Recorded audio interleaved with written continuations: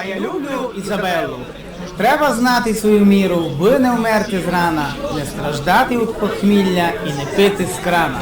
Є у нас на Закарпатті лоза виноградна, не беруть її морози, не страшиться града. Така кріпка, терпелива, і сусідка Аня, проросте хоч і в жаливі Ізабелла баня. Не гостіть на вином люди з Франції і Криму, дайте бочку Ізабелли, достами на зиму. Наймоскальці сідить водку, слухать шансон Мурку, а я люблю Ізабеллу, крумплі, токан, гурку. Що то значить бути хлопом, уйти із народа, не любити Ізабеллу до самого гроба. Пив мій няня се вино, дідо пив і баба. П'є сусідка, кума теж пити зо мною рада. Шибки люблять Ізабеллу, пікницю і сало.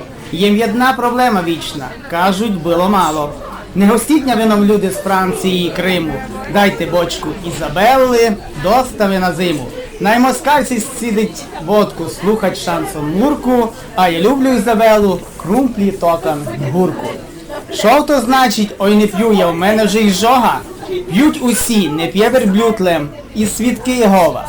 П'ють попи і депутати, доктора науки, п'ють от радості і суму, просто п'ють от скуки. На свадьбах п'ють, на комашнях, на роботі й дома, п'ють з бокала і Кончова, даже п'ють з Гордова.